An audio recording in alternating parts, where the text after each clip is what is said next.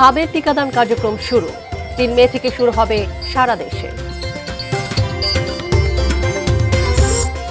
শিক্ষা প্রতিষ্ঠানে class online নাকি অফলাইন সিদ্ধান্ত বৃহস্পতিবার। আনন্দ বা মঙ্গল কোনোটাই নয়, নববর্ষে বের হবে বৈশাখী শোভাযাত্রা। এবং কেরানীগঞ্জে গ্যাস লাইটার কারখানায় আগুন, মৃতের সংখ্যা বেড়ে ৬।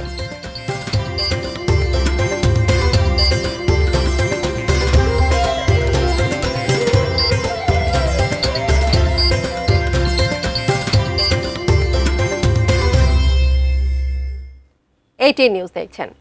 দেশের খবরে আপনাদের সবাইকে স্বাগত জানাচ্ছি, আমি তানিয়া আহমেদ। নাসির সিনটেক্স গ্রুপের সৌজন্যে সংবাদ শিরোনামগুলো জানিয়ে দিচ্ছিলাম। এবারে বিস্তারিত।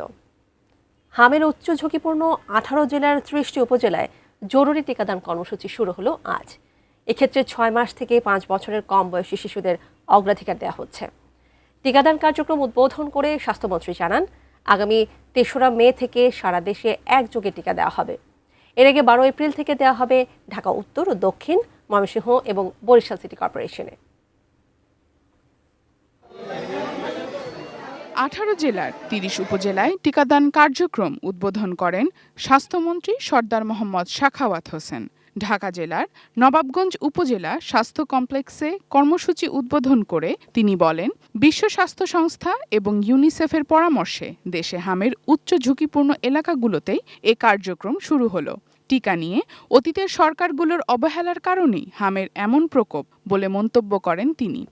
সবচেয়ে ভালনারেবল বিশ্ব ব্যাংক, বিশ্ব স্বাস্থ্য সংস্থা এবং ইউনিসেফের কাছে যেটা প্রতীয়মান হয়েছে, মিজেলস যেখানে আক্রান্ত বেশি, এরূপ 30টি উপজেলায় আজকে থেকে আমরা 18টি জেলার 30টি উপজেলায় কার্যক্রম শুরু করেছি। সকালে গাজীপুরের মির্জাপুর ইউনিয়ন পরিষদে টিকাদান কর্মসূচি উদ্বোধন করেন স্বাস্থ্য প্রতিমন্ত্রী ডক্টর এম.এ. মোহিত। যে শিশুরা হামে আক্রান্ত হয়েছে তাদেরকে টিকা না দিয়ে চিকিৎসার ওপর জোর দেন তিনি। আমরা দায়িত্ব নিয়ে কাজ শুরু করে দিয়েছি, কাজটা চলবে। ঘাটতি যেখানেই আছে আমাদের দায়িত্ব, আমরা সেটা পূরণ করব। রাজশাহীর গোদাগাড়ী উপজেলার 9টি ইউনিয়ন ও উপজেলা স্বাস্থ্য কমপ্লেক্সে মোট 28টি এবং পৌরসভার 3টি অস্থায়ী কেন্দ্রে একযোগে টিকা দেয়া শুরু হয়। একটা হলো 2 বছর 5 মাসের, আর একটা হলো 4 মাস 5 মাসের বাচ্চা। এই প্রথম হচ্ছে আমি হামের টিকাটা দিই। অগ্রাধিকার ভিত্তিতে চাঁপাইনবাবগঞ্জ সদর, শিবগঞ্জ ও ভোলাহাট উপজেলার শিশুদের টিকা দেয়া হচ্ছে। দেখা গেছে শিশুদের নিয়ে অভিভাবকদের দীর্ঘ সারি। আশা করছি আমরা যে আমাদের এই জেলায় আর সমস্যা হবে না। ইতিমধ্যে শুরু হয়েছে প্রোগ্রামটি। রেড জোন ময়মনসিংহের সদর, ত্রিশাল এবং ফুলপুর উপজেলাকেও প্রথম পর্যায়ে টিকাদান কর্মসূচির আওতায় আনা হয়েছে। সদরের চুরখাই ইসলামিয়া সিনিয়র ফাজিল মাদ্রাসা প্রাঙ্গণে এই কার্যক্রমের উদ্বোধন করা হয়। যশোর সদর উপজেলার বিরামপুর কমিউনিটি ক্লিনিক চত্বরে এই কর্মসূচির উদ্বোধন করেন স্বাস্থ্য অধিদপ্তরের বিভাগীয় পরিচালক। পাবনা, নাটোর সহ 18 জেলার 30 উপজেলায় হামের বিশেষ টিকাদান শুরু হওয়ায় স্বস্তি ফিরেছে অভিভাবকদের মাঝে। Sharjana Ananya, desk report, ATN news. শিক্ষা প্রতিষ্ঠানে অনলাইন অফলাইন ক্লাস সম্পর্কে চলতি সপ্তাহে সিদ্ধান্ত হবে বলে জানিয়েছেন শিক্ষামন্ত্রী ডক্টর আনম এহসানুল হক মিলন।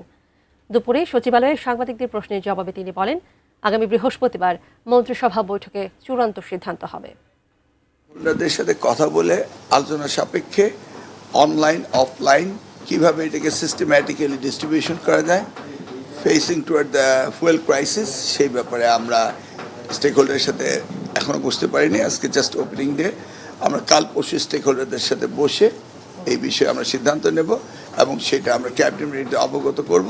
তারপরে ক্যাবিনেট সিদ্ধান্ত দিবেন যে এই বিষয়ে কি সিদ্ধান্ত হতে পারে। আনন্দ কিংবা মঙ্গল শোভাযাত্রার নাম নিয়ে বিতর্ক তৈরি করা হচ্ছে মন্তব্য করে সংস্কৃতি মন্ত্রী নিতাই রায় চৌধুরী বলেছেন, এবার নববর্ষের শোভাযাত্রা বের হবে বৈশাখী শোভাযাত্রা নামে। সচিবালয়ে এক সংবাদ সম্মেলনে তিনি আরও জানান, শোভাযাত্রার আয়োজনে সব ধরনের নিরাপত্তা প্রস্তুতি রয়েছে। এবার থেকে আমাদের সরকারি সিদ্ধান্ত আছে, আমরা এটাকে আনন্দ শোভাযাত্রা বলবো না, মঙ্গল শোভাযাত্রা বলবো না। শোভাযাত্রা হবে যথাযোগ্য মর্যাদার সাথে সমস্ত সংস্কৃতির এখানে প্রদর্শন থাকবে। যার যার মতো যার যার অঞ্চলের ঢোল বাদ্য পোশাক আশাক নিয়ে আমাদের একটা আনন্দঘন শোভাযাত্রা হবে। এই শোভাযাত্রার নাম হবে বৈশাখী শোভাযাত্রা। যেমন বৈশাখী মেলা, বৈশাখী শোভাযাত্রা, মানে বৈশাখী আনন্দ, যা কিছু সবে আমরা বৈশাখকে হাইলাইট করতে চাই।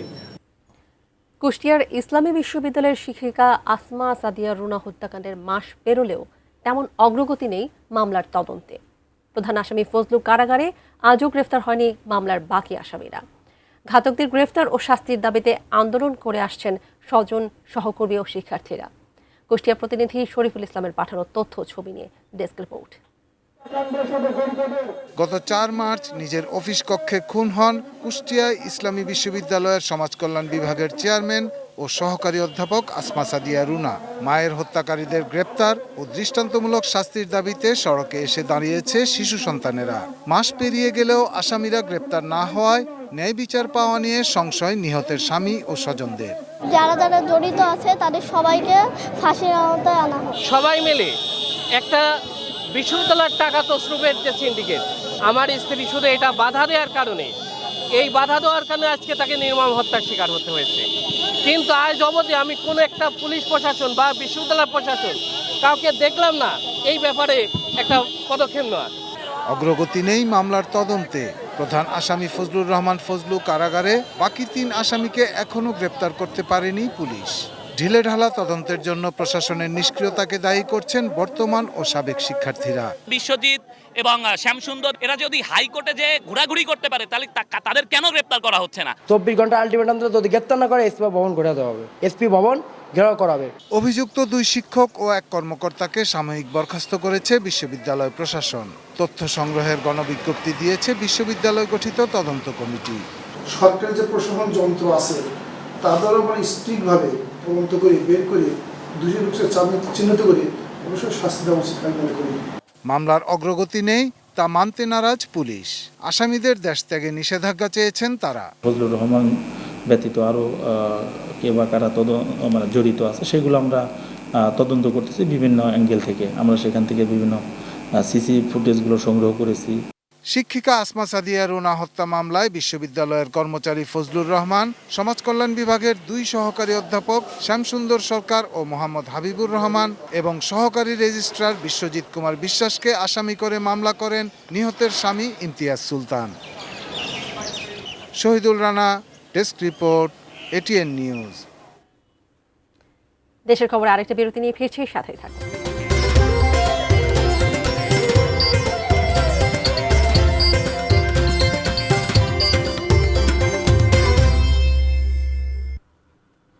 আরও একবার স্বাগত জানাচ্ছি। সাতক্ষীরা সদরের দাঁতভাঙা বিলের কুমড়াখাল ঠিকভাবে খনন হলে অন্তত 2500 হেক্টর জমিতে ফসলের আবাদ যেমন সহজ হবে, তেমনি প্রয়োজনীয় পানি মিলবে অসংখ্য মাছের ঘেরে। এরই মধ্যে উদ্বোধন হয়েছে কুমড়াখালের 4 কিলোমিটার খনন কর্মসূচির। আশায় বুক বেঁধেছেন 4 ইউনিয়নের কয়েক লাখ মানুষ। সাতক্ষীরা থেকে প্রতিনিধি জিলুর রহমানের পাঠানো তথ্য ছবিতে ডেস্ক রিপোর্ট। সাতক্ষীরা সদরের বৈকারি, ঘোনা, আলিপুর ও ভোমরা ইউনিয়ন জুড়ে দাঁতভাঙা বিল। বিস্তীর্ণ ফসলি জমি আর অসংখ্য মাছের ঘের অধ্যুষিত সীমান্ত এলাকা। দাঁতভাঙা বিলের মাঝামাঝি বাংলাদেশ ভারত সীমান্ত রেখা। বিলের মাঝখান দিয়েই বয়ে গেছে কুমড়া খাল, তবে এখন তা শুকনো এক নালা মাত্র। কুমড়া খালকে ঘিরেই একসময় ছিল অনেকগুলো গ্রামের কৃষি আর মাছের ঘের। তবে খাল শুকিয়ে যাওয়ায় দীর্ঘ 1.5 যুগ ধরে অন্তত 2500 হেক্টর জমির কৃষি ক্ষতিগ্রস্ত। পাশাপাশি পানি সরতে না পারায় তৈরি হয়েছে স্থায়ী জলাবদ্ধতা। সারা দেশে সরকারের খাল খনন কর্মসূচির অংশ হিসেবে গত বুধবার কুমড়া খাল পুনর্খননের কাজ উদ্বোধন করেন পরিবেশ, বন ও জলবায়ু পরিবর্তন মন্ত্রণালয়ের প্রতিমন্ত্রী শেখ ফরিদুল ইসলাম। এই খাল খনন সম্পন্নের মধ্য দিয়ে বা পুনর্খননের মধ্য দিয়ে এই জলপথে ফসলাদি উৎপাদন করা সম্ভব হবে এবং বর্ষাকালেও জলবদ্ধতা তৈরি হবে না। 35 লাখ টাকা ব্যয়ে কুমড়া খালের 4 কিলোমিটার অংশ খনন করা হবে। এতে আবারও প্রাণ ফিরে আসবে দাঁতভাঙা বিলের কৃষি আর মাছ চাষে। সে আশায় বুক বেঁধেছেন অর্ধশতাধিক গ্রামের কয়েক লাখ মানুষ। এখানে ফসল আবাদ হতে গেলে খুব কষ্টকর, এই যে আদামুদু হয়, খালটা যদি সম্পূর্ণটা ক্লিয়ার হয় তো মনে করেন আমাদের অনেকটা সুবিধা হবে। এলাকার হাজার হাজার বিঘা জমির ধান চাষ মার হয়ে যাচ্ছে, হাজার হাজার বিঘা জমির ঘেরের মানুষ ক্ষতিগ্রস্ত হয়ে যাচ্ছে, বুড়ে যাচ্ছে। খাল খননের কাজ সঠিকভাবে সময় মতো শেষ করার দাবি এলাকাবাসীর। একই প্রত্যয় ব্যক্ত করলেন সংশ্লিষ্ট কর্মকর্তাও। ড্রয়িং ডিজাইন অনুযায়ী কাজ করার জন্য এবং সর্বোচ্চ আমাদের ডেভেলপমেন্টের চেষ্টা থাকবে যে এটা 100% যেভাবে কাজ করার প্রয়োজন আমরা, এবং যেটা কাজ করলে কৃষকদের উপকার হবে সেই কাজটা আমরা করার চেষ্টা করব। Shahidul Rana, desk report, ATN news. এবার এক নজরে নাসির সিনটেক্স গ্রুপের সৌজন্যে সংবাদ শিরোনামগুলো আরও একবার জানিয়ে দিচ্ছি।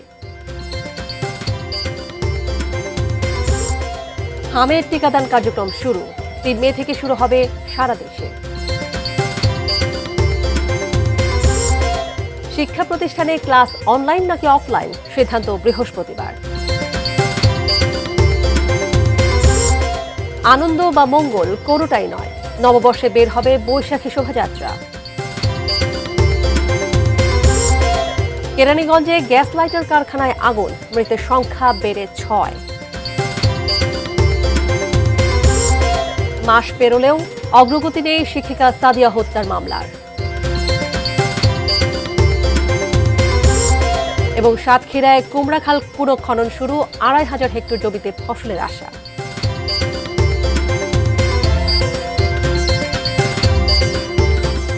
এই ছিল দেশের খবরের সর্বশেষ। ধন্যবাদ এতক্ষণ আমাদের সাথে থাকার